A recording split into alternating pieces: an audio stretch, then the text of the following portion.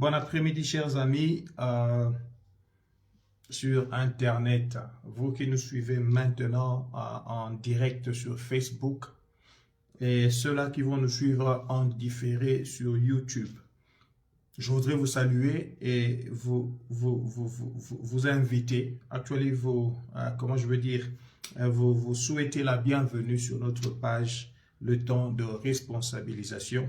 Et nous sommes particulièrement à l'école de la foi. Et par la grâce de Dieu, nous sommes à la 52e leçon. Donc voilà, si vous êtes déjà présent, je vais vous demander de commencer à partager la vidéo avec d'autres personnes.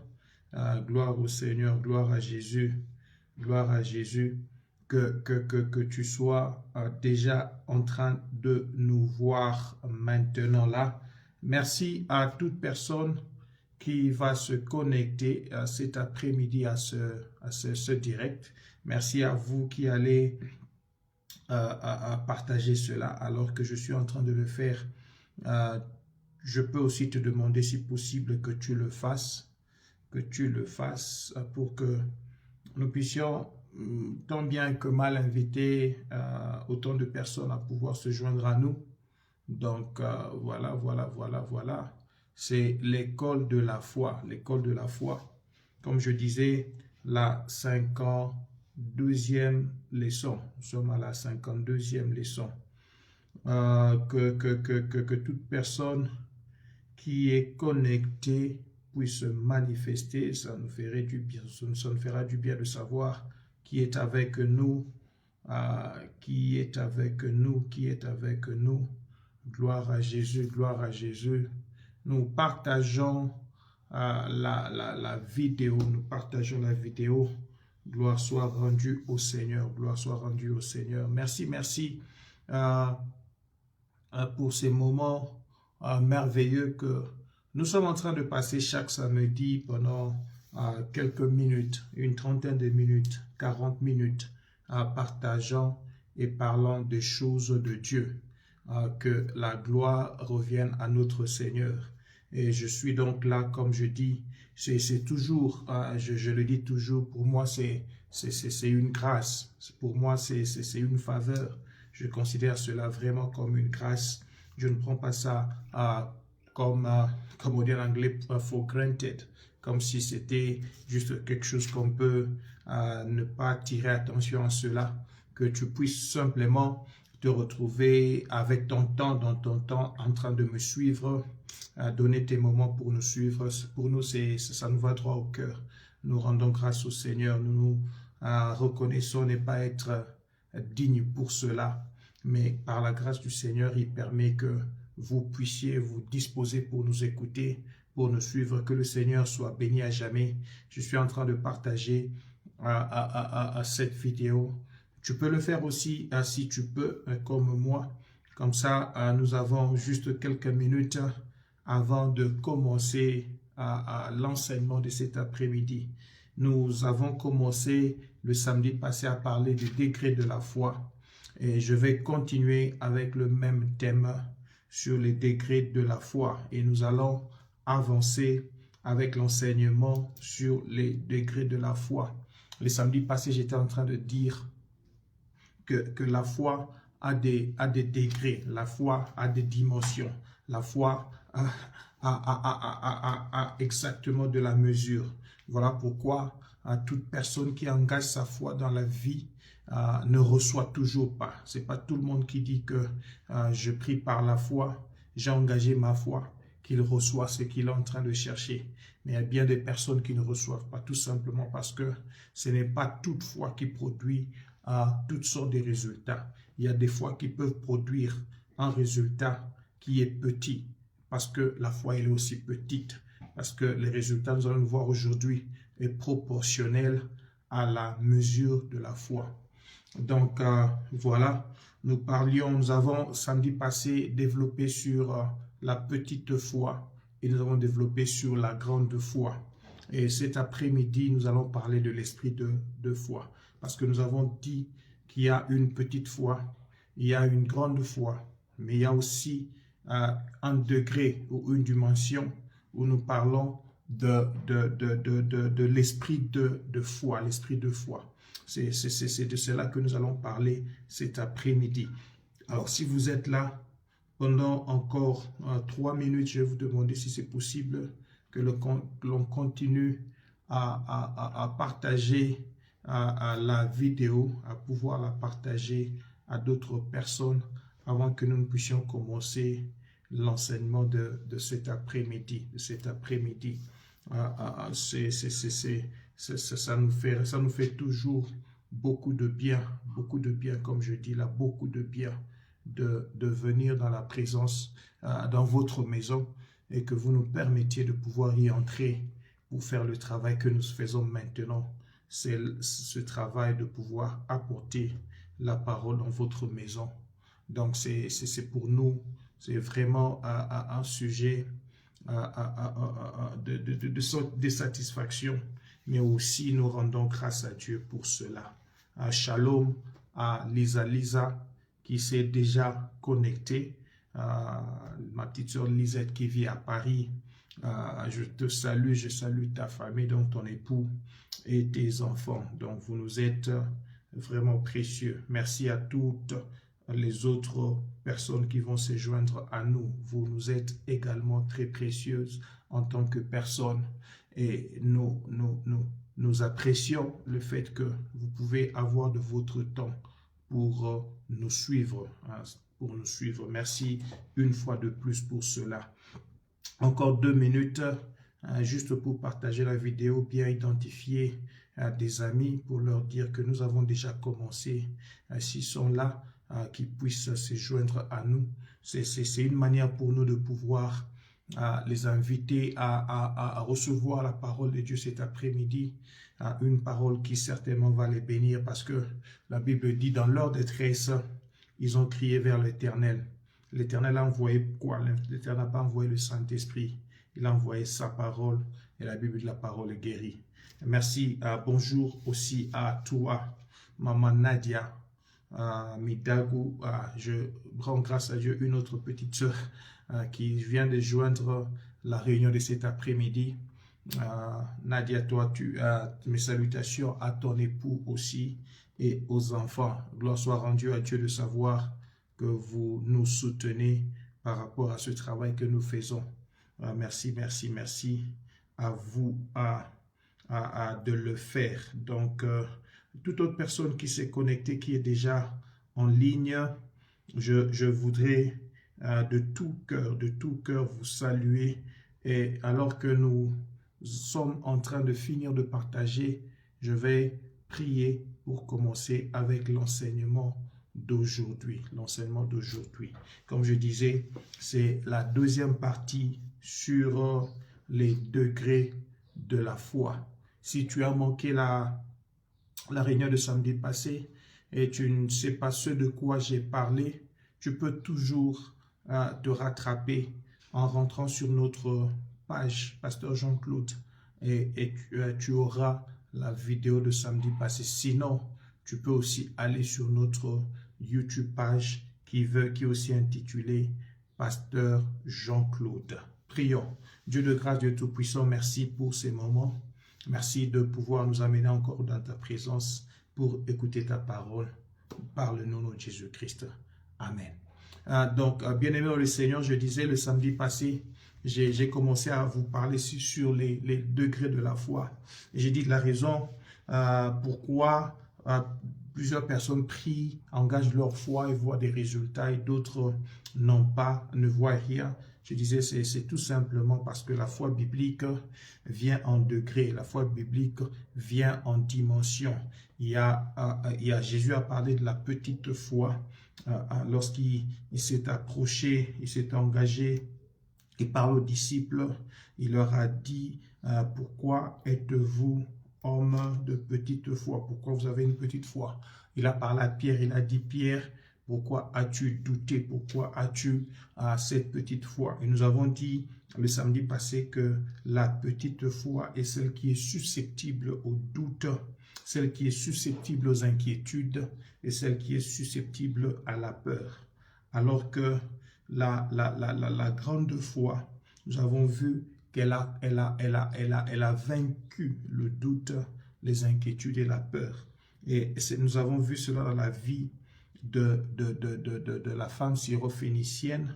Nous avons vu cela dans la vie du centenier romain qui tous eux deux ont obtenu les résultats escomptés ou bien espérés recevoir. Nous vous avons dit que la grande foi aura toujours les résultats qu'elle pense avoir. C'est important d'avoir une grande foi. Mais alors, aujourd'hui en commençant, je vais vous signaler que la mesure de la foi, la mesure de ta foi, ou encore le degré de ta foi, va déterminer la mesure de tes résultats. Donc, pour le dire de manière simple, la mesure de tes résultats sera toujours proportionnelle à la mesure de ta foi. Alors, si tu as une petite foi, tu vas produire une petite mesure des résultats. Et à ceux-là qui ont une grande foi, ils vont produire une grande mesure des résultats. Donc, il est important que nous puissions atteindre un niveau où notre foi a seulement non pas grandi de la petite foi à la grande foi, mais que nous puissions atteindre le niveau où nous commençons à opérer par l'esprit de foi. C'est-à-dire, notre foi a tellement grandi que c'est le Saint-Esprit lui-même qui exerce sa foi en nous. Et cela, c'est la foi que Dieu opère en nous. Elle est exprimée par le Saint-Esprit en nous. Donc, nous parlons de l'esprit de foi. Aujourd'hui, je voudrais parler avec vous de l'esprit de foi. L'esprit de foi. Nous pouvons lire 2 Corinthiens chapitre 4, verset 13. 2 Corinthiens chapitre 4, verset 13, il est écrit, et je lis, et comme nous avons le même esprit de foi qui est exprimé dans cette parole de l'Écriture, j'ai cru, c'est pourquoi j'ai parlé. Nous aussi, nous croyons et c'est pour cela que nous parlons. C'est pour cela que nous parlons. Donc ici, Paul est en train de dire nous parlons parce que nous avons cru. En d'autres termes, nous ne disons que ce que nous croyons. Nous exprimons par notre parole des choses dont notre cœur s'est mis d'accord par rapport à la parole de Dieu. Les paroles que nous avons entendues, rappelez-vous toujours de cette nuance, pas écoutées, mais entendues, c'est-à-dire écoutées, perçues par l'ouïe, mais déposées dans le cœur après s'être mis d'accord avec la parole. Cette parole que nous avons entendue, et nous nous sommes mis d'accord à cette parole, nous avons cru à cette parole, c'est alors que nous parlons. J'ai cru, c'est pourquoi j'ai parlé. Nous aussi nous croyons, c'est pour cela que nous parlons. C'est pour cela que nous parlons. C'est pour cela que nous parlons. Donc la foi, dans son essence même, bien-aimé dans le Seigneur, est une attitude de confiance à l'égard de Dieu. Je disais une attitude de confiance à l'égard de Dieu et à l'égard de ses œuvres. Lorsqu'on vient avec la foi, on dit à Dieu, j'ai confiance en toi, j'ai confiance en ce que tu as fait et je crois que tu es capable de le faire encore. Quand on a la foi, elle consiste à recevoir. Donc la foi consiste à recevoir, je voulais dire, ce que Dieu a révélé. Par la foi, nous recevons ce que Dieu a révélé parce que Dieu lui-même aussi, il a fait, donc il dit des choses qu'il fait. Il y a une version, il y a une portion de la parole dans Psaume chapitre 116, le verset 10e. Le psalmiste dit, j'avais confiance lorsque je disais. J'avais confiance lorsque je disais. C'est dire, il ne dit pas des choses auxquelles il n'a pas cru. Il ne dit pas des choses qui n'ont pas produit des résultats pour lui. Et après, à partir de ces résultats, il a commencé à avoir confiance aux choses que Dieu a faites. Okay? La foi, c'est une attitude de confiance à l'égard de Dieu et à l'égard de ses œuvres. Oui, à l'égard de ses œuvres, pas tellement à l'égard des hommes. Ah, les Alice, il faut corriger ça. C'est une attitude de confiance à l'égard de Dieu et à l'égard de ses œuvres, les œuvres de Dieu. C'est-à-dire lorsqu'on regarde ce que Dieu a fait, hein, on ne fait pas confiance à l'égard de l'homme parce que l'homme peut changer. Mais quand on voit ce que Dieu a fait, ce que Dieu a dit, on peut se dire, il est digne de confiance et je peux le croire en lui encore. Donc j'avais confiance lorsque je disais, je dis des choses pour lesquelles j'ai la foi. Et la foi a produit des résultats. Et maintenant, je peux avancer dans le futur, continuer à regarder ce qui est dans le passé et dire, ce même Dieu qui m'a secouru lorsque Covid-19 était arrivé, va me secourir lorsque la variole de singe va arriver. Ce même Dieu va me secourir lorsqu'il y aura encore une autre épidémie quelconque. Appelez-la par quel nom. Appelez-la par quel nom. Donc, vous voyez, ça produit la confiance. J'avais confiance lorsque je disais. Voilà pourquoi lorsque vous lisez... Parce que nous lisons très bien les versets autour du verset 13e de 2 Corinthiens chapitre 4. Je peux lire à partir du verset 8, 2 Corinthiens chapitre 4, verset 8. Pour cerner le contexte, Paul est en train de parler des souffrances de Christ. Il dit des souffrances de Christ qui se répercutent sur le corps des hommes, de ceux-là qui croient en Jésus. Il dit, nous sommes pressés, donc nous avons une pression de toute manière, mais nous sommes non réduits à l'extrémité. Nous sommes dans la détresse, mais non dans le désespoir. Nous sommes persécutés, mais non abandonnés. Nous sommes abattus, mais non perdus. C'est-à-dire, nous sommes détruits complètement, écrasés en poudre, mais nous ne sommes pas perdus. Donc, lorsque vous voyez cela, il est en train de dire des choses qu'il croit, mais qui peuvent paraître très contraires de celles qu'il est en train de vivre. L'esprit de foi va t'amener à dire des choses que Dieu a dites, dire des choses que la parole de Dieu a révélées, parce que la parole lit le rhéma de Dieu. L'esprit de foi lit la parole de Dieu et dit ce que la parole a dit. Ça peut être contraire à ce que les hommes ont dit, mais ça ne va pas changer ce que Dieu a dit. Non, je veux dire, ça peut être contraire à ce que Dieu a dit et ce qu'on est en train de voir, mais ça ne va pas changer ce que Dieu a dit. Alors il continue à dire, portant toujours avec nous dans notre corps la mort de Jésus, afin que la vie de Jésus soit aussi manifestée dans notre corps. Car nous qui vivons, nous sommes sans cesse livrés à la mort à cause de Jésus, afin que la vie de Jésus soit aussi manifestée dans notre chair mortelle. Ainsi la mort agit en nous et la vie agit en vous. Et comme nous avons le même esprit de foi qui est exprimé dans cette parole de l'Écriture, j'ai cru, c'est pourquoi j'ai parlé, mais nous aussi, nous croyons, c'est pour cela que nous parlons. Donc, sachant que, étant convaincus que celui qui a ressuscité Jésus, le Seigneur Jésus, nous ressuscitera aussi avec Jésus et nous fera paraître avec vous en sa présence. Oh, c'est là la déclaration de la foi de Paul par rapport à la situation qu'il est en train de vivre. Il croit et il parle. Écoutez-moi très bien, l'esprit de foi ne parle pas des choses que nous voyons. L'esprit de foi ne parle pas de choses que nous écoutons. L'esprit de foi ne parle pas de choses que nous goûtons ou touchons. Mais l'esprit de foi parle de choses que Dieu a révélées. L'esprit de foi parle de choses que Dieu a dites. L'esprit de foi parle des choses que Dieu a faites. Pourquoi? Parce que l'esprit de foi lit la parole de Dieu en moi. Et l'esprit de foi vient dire cette parole. Parce que j'ai cru et j'ai parlé, je veux agir maintenant pour voir ces choses-là commencer à arriver. Donc c'est comme si c'est Dieu lui-même qui est en train de parler en nous. Et nous avons ce même esprit de foi qui doit aussi parler en nous. Parce qu'au commencement, Dieu a parlé.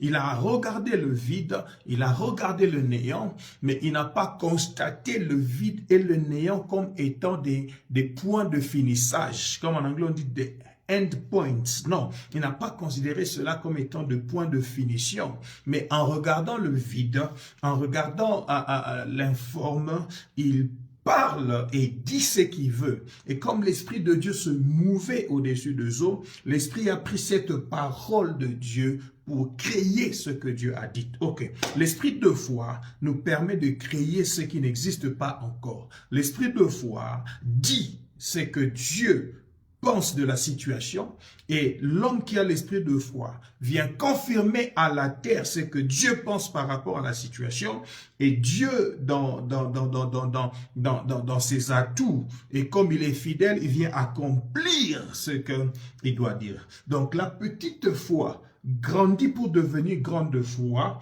parce que la petite foi, c'est la foi qui se limite encore simplement à la confession. Mais il faudrait que dans ta vie de foi, que la confession soit remplacée par la profession pour arriver à te mettre aux commandes. Non, tu ne seras jamais aux commandes si tu as encore la petite foi qui est limitée à la confession. Il faudrait que tu puisses croître ta foi, qu'elle passe de la petite foi à la grande foi. Et c'est dire donc que la confession se laisse remplacer par la profession. La profession. Hébreux chapitre 10, verset 23 dit: retenons fermement la profession de notre foi, car celui qui a fait la promesse est fidèle. Oh, j'aime ça. Retenons fermement la profession de notre foi, pas la confession de notre foi. La confession, c'est encore le niveau de la petite foi. Il faut que ta foi grandisse pour devenir une grande foi et que tu ailles à la dimension de la profession. C'est-à-dire là, tu ne confesses pas seulement, tu confesses et tu fais conformément à ta confession et tu vois Dieu venir agir. Pourquoi? Parce que celui qui a fait la promesse que tu es en train de professer, il est fidèle pour accomplir cette promesse.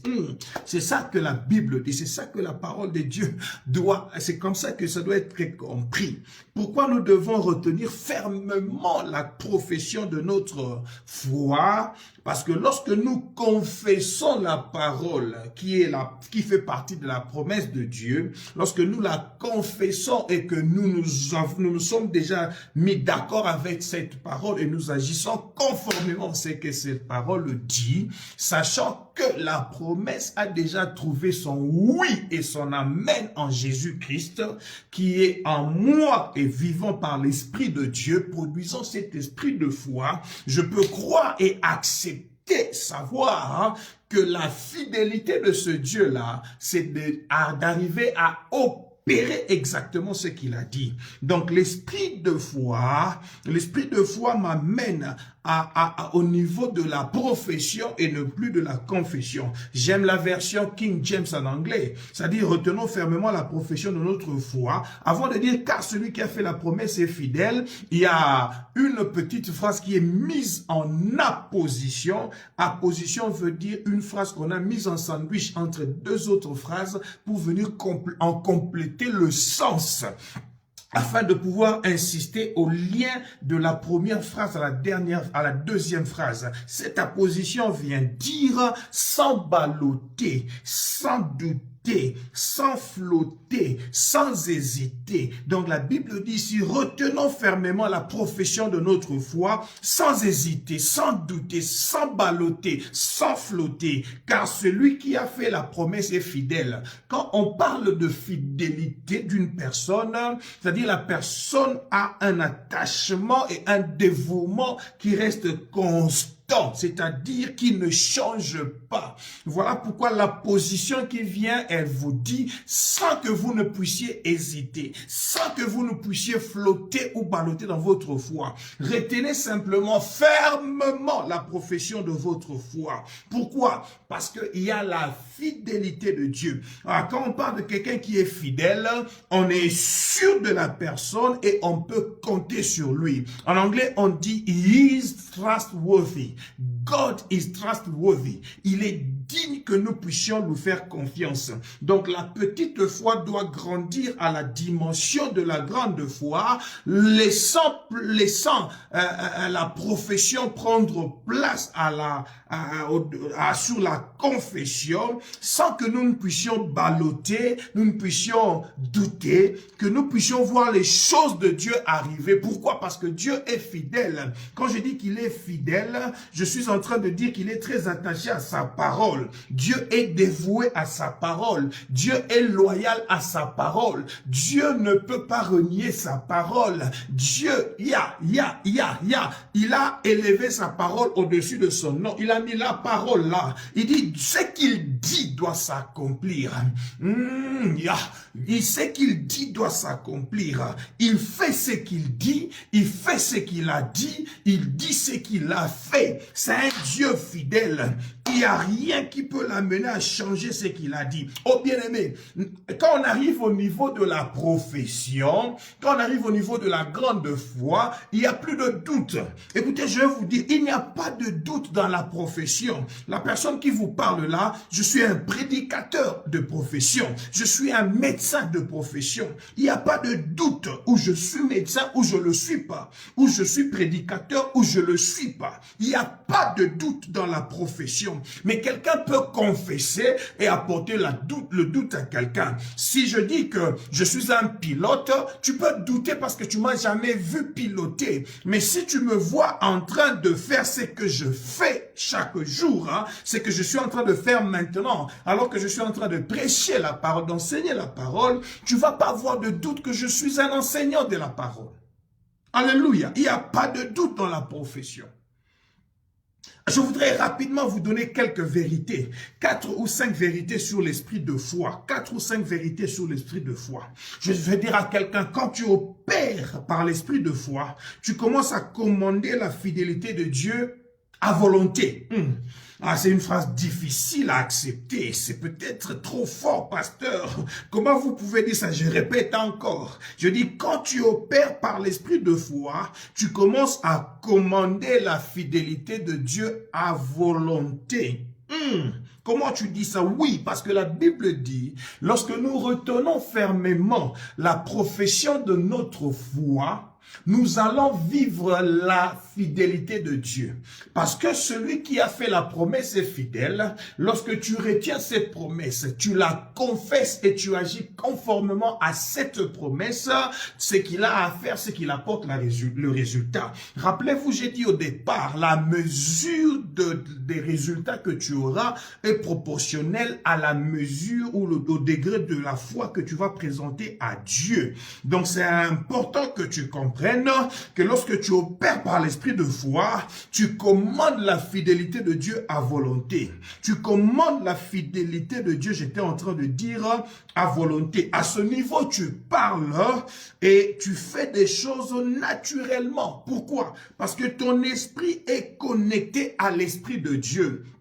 Tu vis le surnaturel dans le naturel. Parce que tu n'es plus un homme naturel, tu es un Dieu vivant sur la terre. Tu as l'esprit de Dieu qui fonctionne en toi. On parle de toi comme étant un homme spirituel. C'est-à-dire Dieu vivant comme Dieu vivrait sur la terre s'il était homme. C'est-à-dire c'est l'esprit de Dieu qui vit au travers de toi. Paul le dit dans Galates chapitre 2 verset 20, il dit, si moi je vis maintenant, ce n'est plus moi qui vis, mais c'est Christ qui vit en moi. C'est-à-dire celui qui parle, c'est Christ. Celui qui agit, c'est Christ. Celui qui se comporte en moi, c'est Christ. Tout ce que vous voyez, vous me voyez faire, ce n'est plus moi, c'est Christ. Et Christ veut dire le roi et son onction. Parce que l'esprit de Dieu vient maintenant amener un aspect de sa personne qui est l'esprit de foi. Alors, il parle comme Dieu parlerait. Et comme c'est moi qui porte cet esprit, je commence à parler comme Dieu parlerait. Le bishop Oyedepo a dit, I cannot be sick. I cannot be sick. Parce qu'un médecin lui a dit, alors qu'il faisait son check-up, on prend la tension artérielle, le médecin lui dit, oh, monsieur, je m'excuse, c'est comme si tu es hypertendu. Il dit, no, I cannot be sick. I cannot have hypertension. Il dit, non, regarde toi-même les chiffres tensionnels que tu dois. Il dit, non, non, j'ai pas besoin de regarder les chiffres tensionnels. Je ne dis pas, I don't say I don't have hypertension, but I say I cannot have hypertension. Je ne dis pas que je n'ai pas d'hypertension, mais je suis en train de dire que je ne peux pas avoir l'hypertension. Oh, il dit, je ne peux pas. Pourquoi? Il parle, fait des choses naturellement, des choses qui sont surnaturelles pour les hommes. Il sait qu'il vit dans l'esprit et que sa vie en lui dans l'esprit ne peut pas avoir l'hypertension. C'est-à-dire la foi biblique est devenue son style de vie. Il répond à toute issue de la vie avec et par la foi. Il dit ça ne peut pas se faire. Ça ne peut pas se faire. Un jour, le médecin lui dit, j'ai comme l'impression que ton fils a une jaundice, c'est-à-dire il a une maladie qui peut avoir affecté son foie. Le bishop il se lève, il dit non, ça ne peut pas l'être. Il dit regarde comment il est jauni, j'ai pas besoin de regarder. Il dit il a quitté l'hôpital, il est rentré à la maison, il s'est reposé. C'est-à-dire on arrive à un niveau où on dit des choses, on les déclare et on est en paix. Pourquoi? Parce que nous avons cru, c'est pourquoi nous parlons.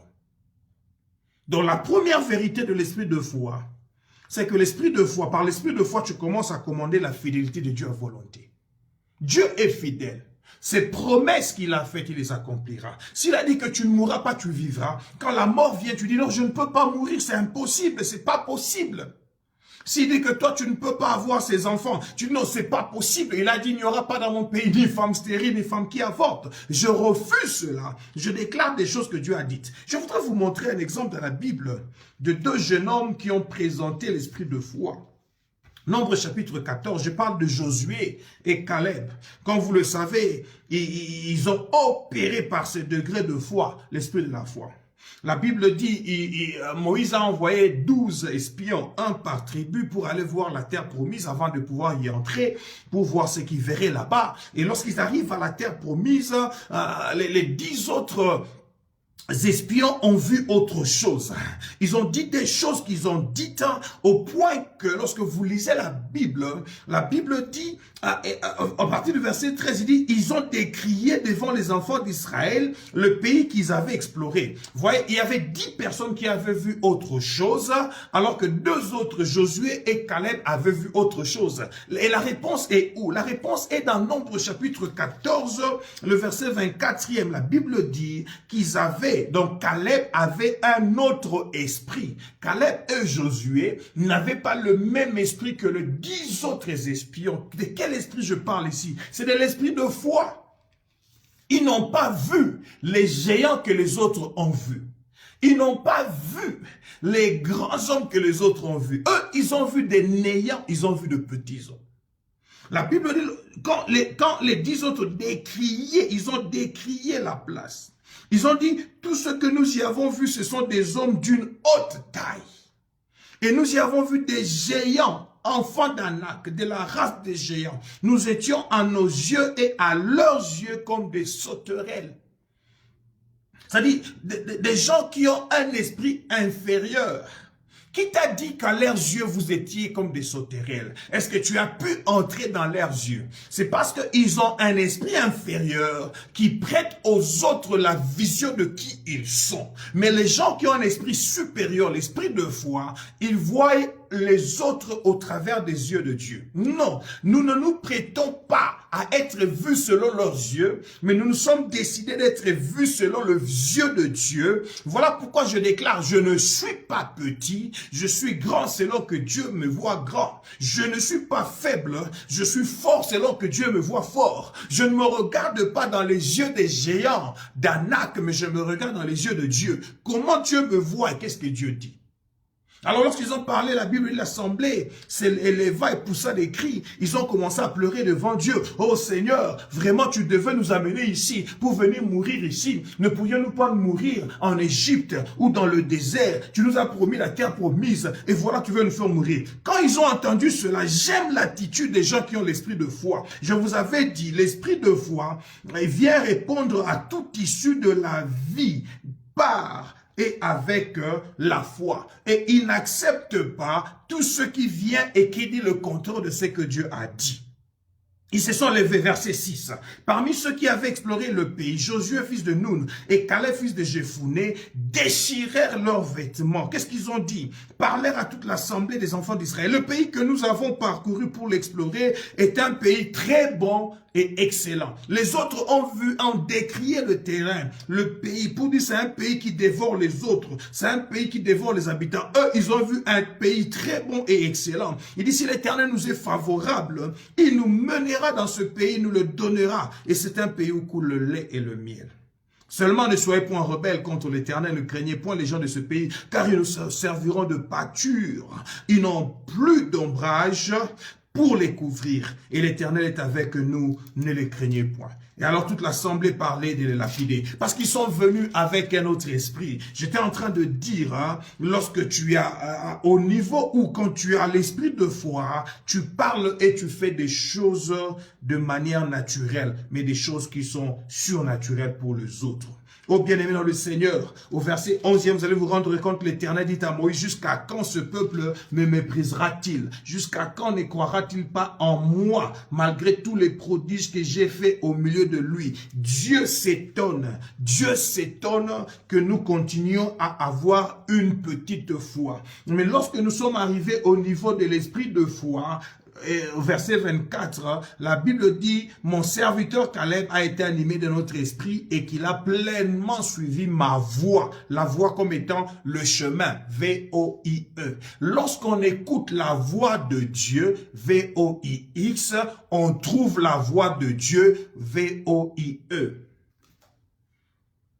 L'esprit de la foi nous permet à écouter la voix de Dieu, le son que produit Dieu, V-O-I-X, et cela nous montre de voir la voie de Dieu, V-O-I-E, le chemin par lequel Dieu veut que nous allions. Alors Dieu va dire, je le ferai entrer dans le pays où il est allé et ses descendants le posséderont. Avec l'esprit de la foi, l'esprit de foi, on possède ce que Dieu a déjà préparé pour toi. L'esprit de foi nous met en position d'aller posséder ce qui est en nous. Deuxième vérité, je veux dire, deuxième vérité, j'étais en train de dire, l'esprit de foi est non seulement actif, mais il est aussi réactif. Il est non seulement actif, mais il est aussi réactif. Il ne peut pas accepter d'entendre quelque chose qui est contraire à ce que Dieu a dit et établi, et il reste silencieux. Non, l'esprit de foi se lève contre les inepties de la parole. Il s'élève contre les inexactitudes de la parole de Dieu. Il s'élève contre les oppositions à la parole de Dieu.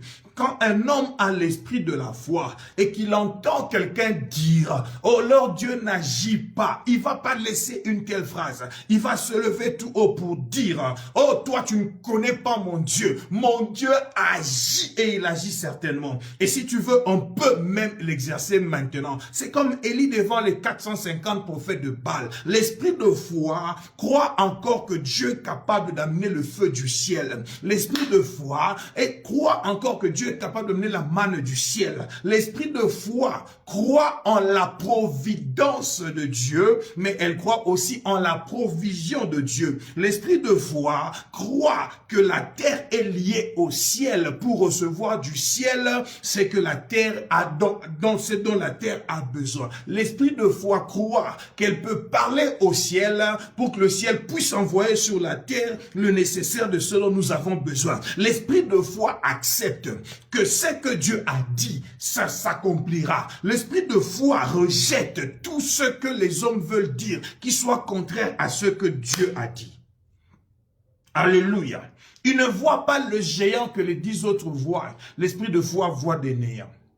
Il ne voit pas des héros lorsque les autres les voient comme héros. L'esprit de foi les voit zéro. L'esprit de foi regarde non pas par les yeux des géants fils d'Anak, mais regarde par le microscope de Dieu. L'esprit de foi regarde et dit, moi Dieu, je vois en Goliath un incirconcis, alors que vous voyez quelqu'un qui remporte des victoires. Moi je vois en Goliath un improductif, alors que vous voyez un champion. L'esprit de foi voit son ennemi tel que Dieu le voit.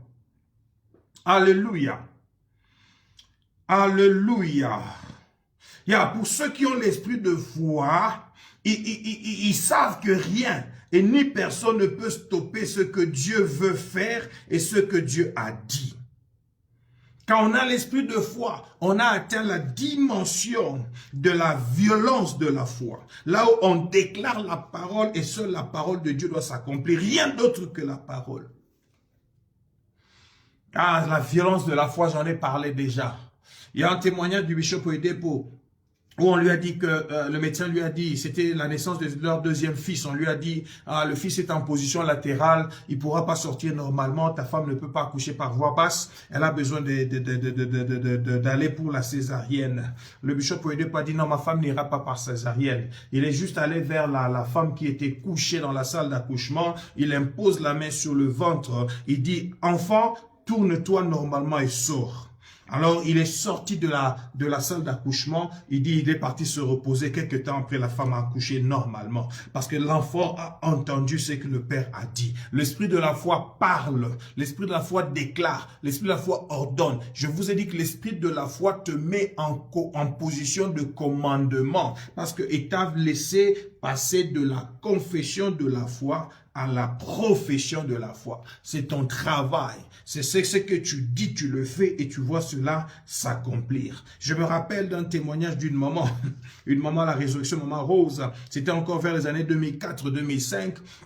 J'étais encore responsable de l'intercession et on était à Kinshasa, à l'église de la résurrection. Et je suis allé la voir chez elle à la maison. Elle était enceinte, elle devait accoucher. Elle m'a dit qu'elle revenait de l'hôpital. Elle était un peu abattue parce qu'on lui a dit que l'enfant était en position latérale et pour cela il fallait la césarienne. Elle devait rentrer à l'hôpital avec elle avait déjà une prescription. Elle devait acheter tout le matériel pour se faire opérer.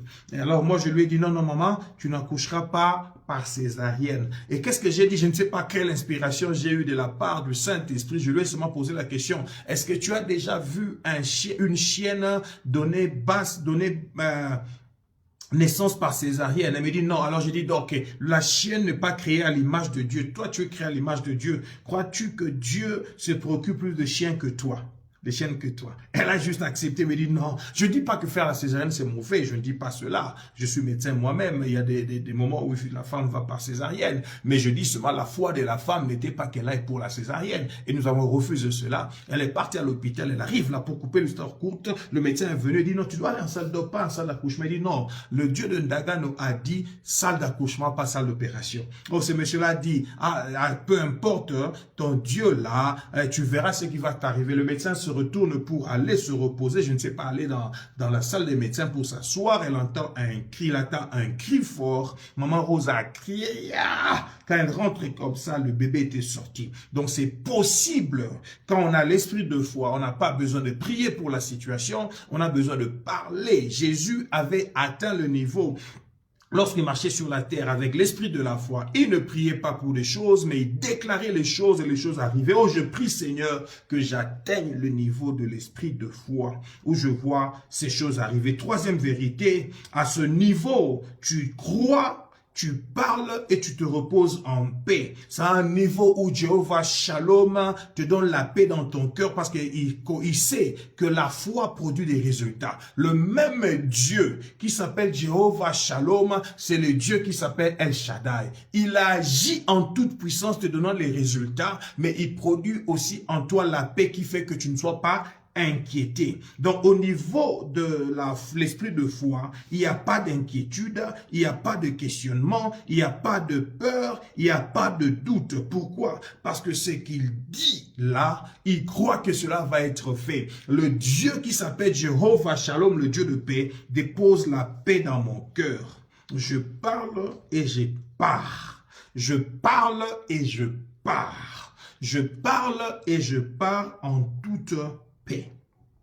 Bien-aimé le Seigneur, je voudrais ouvrir une parenthèse rapidement avant de terminer, alors que j'ai parlé de ces trois vérités sur l'esprit de foi. Je vais en trouver une quatrième maintenant, là je vais en parler rapidement. Je n'ai pas dit, vous avez constaté que je n'ai pas parlé de 100 fois ou de 0 foi, mais j'ai parlé de petites foi, de grandes foi, et j'ai parlé de l'esprit de foi. Ça dit pourquoi? C'est parce que chacun de nous, selon les enseignements de la parole de Dieu, a reçu une mesure de foi quand il est sauvé. C'est écrit clairement dans Romains chapitre 12, verset 3, que nous puissions chacun agir selon la mesure de la foi que Dieu a départie en chacun d'entre nous. Mais Jésus, lorsqu'il est en train de reprocher aux disciples, dans Marc chapitre 4, verset 40, après que les disciples viennent le réveiller pour dire « Ne te soucie pas que nous sommes en train de périr. » Il s'est levé et il a tonné sur eux. Il dit « Pourquoi avez-vous si peur? Et comment n'avez-vous point de foi ?» pourquoi avez-vous si peur et comment n'avez-vous point de foi? Donc ici, Jésus est en train de dire, lorsque je vais détruire la théologie de cette histoire, je ne veux pas être théologique ici, il dit, pourquoi n'avez-vous point de foi? C'est-à-dire, pourquoi vous présentez-vous sans foi? Je suis en train de dire, la première partie, Jésus pose la question, pourquoi avez-vous si peur? C'est-à-dire, la peur, lorsqu'elle vient s'installer dans ta vie, elle va nullifier ta foi. La peur, comme les inquiétudes et le doute, viennent nullifier ta foi. Toi qui devais avoir une petite foi, malheureusement, comme la petite foi est encore susceptible aux doutes, aux inquiétudes et à la peur, ces trois derniers viennent même nullifier cette foi pour que tu te retrouves avec zéro foi. Malheureusement, c'est pas bien. Donc, quand tu te retrouves à ce niveau-là, comme la mesure des résultats est proportionnelle à la mesure de la foi, petite foi produite, petite mesure des résultats, zéro foi produit, zéro mesure des résultats. Donc, tu te retrouves sans résultat dans ta vie chrétienne, tout simplement parce que tu n'as pas de foi. Ta foi est nullifiée à cause des doutes, des inquiétudes et de la peur. Donc, bien aimé le Seigneur, il est important de comprendre avec moi ici qu'il faut faire croître sa foi. La foi ne doit pas rester petite, elle doit grandir. Elle doit grandir. C'est Marc chapitre 4, verset 40. Maman Joël, s'il te plaît, verset 40. Donc, la foi doit grandir pour qu'elle atteigne le niveau de la grande foi et que tu puisses avoir l'esprit de foi. Donc cette foi étant une foi vivante, la foi étant une force vivante, je peux vous dire que chaque chose qui a vie peut mourir. Donc, à toute chose étant égale à par ailleurs, ta foi peut venir à défaillir et à mourir. Rappelez-vous de la prière de Jésus, et ça se trouve dans Luc chapitre 22, je crois au verset 31 jusqu'à verset 32, Jésus va dire à Pierre, et il va dire aux disciples, il dit, le Seigneur dit, Simon, Simon, Satan vous a réclamé pour vous cribler comme le froment, mais j'ai prié pour toi, afin que ta foi ne défaille point. Et toi, quand tu seras revenu à affermir tes frères, Jésus parle de Satan qui réclamait les disciples. Il dit, vous a réclamé, voulez vous cribler comme les froment. Mais j'ai prié pour toi. Pourquoi? Parce que la foi des pierres s'était montrée devant Jésus comme étant une petite foi qui pouvait facilement venir à mourir. Il dit, j'ai prié pour toi afin que ta foi ne défaille point. Parce que la petite foi, lorsque le doute, les inquiétudes, la peur viennent à y entrer, risque de voir cette foi être nullifiée, défaillir et revenir au néant. Donc, c'est important de comprendre cela. Et malheureusement, la foi étant une force vivante, tout ce qui a vie croit aussi. Voilà pourquoi Paul pouvait dire dans 2 Thessaloniciens chapitre 1, verset 3, lorsqu'il prie pour les Thessaloniciens, il dit, nous frères, nous devons, frères, rendre continuellement grâce à Dieu à votre sujet, comme cela est juste, parce que votre foi fait de grands progrès, parce que votre foi est en train de grandir. Bien-aimé le Seigneur, je vous ai parlé aujourd'hui des vérités sur l'esprit de foi. Il est important que vous puissiez comprendre avec moi que ta foi doit grandir de la petite à la grande foi, mais de la grande foi, atteignant le niveau où nous avons acquis l'esprit de foi, c'est-à-dire en restant seulement un homme spirituel qui vit dans sa spiritualité, laissant l'esprit de Dieu vivant en nous, déclarant la parole de Dieu au travers de nous et vivant les choses au résultat grandiose, grandiose tels que Jésus voudrait que nous puissions les vivre, parce que ce sont les résultats de Jésus que nous devons avoir dans notre vie. Que le Seigneur soit avec vous et que dans ce degré, dans ce nouveau degré de foi, que vous puissiez avoir des résultats à la dimension de la grandeur. Que Dieu puisse bénir toute personne qui m'a suivi. Que tu passes de la foi à la profession de ta foi. Et que tu puisses acquérir des choses. Sachant que Dieu qui a fait la promesse est fidèle. Et que tu ne vas pas balloter, hésiter ou flotter en quoi que ce soit. Mais que tu vives des résultats de ta foi. Je te souhaite une semaine de dimanche jusqu'à samedi prochain, une semaine de grands résultats, parce que ta foi est en train de grandir et que tu vivras ces résultats au nom de Jésus-Christ. Amen. Père très saint, Dieu de gloire, merci pour ces instants, merci pour mes frères et mes sœurs qui ont suivi. Merci pour la parole qui a transformé nos vies. Merci pour la vie de foi qui s'accroît en nous et que nous allons avoir des résultats grandioses au nom de Jésus-Christ. Amen. Que Dieu vous bénisse. On se retrouve encore au même endroit, même heure, samedi prochain. Dieu vous aime et je vous aime aussi. Bye.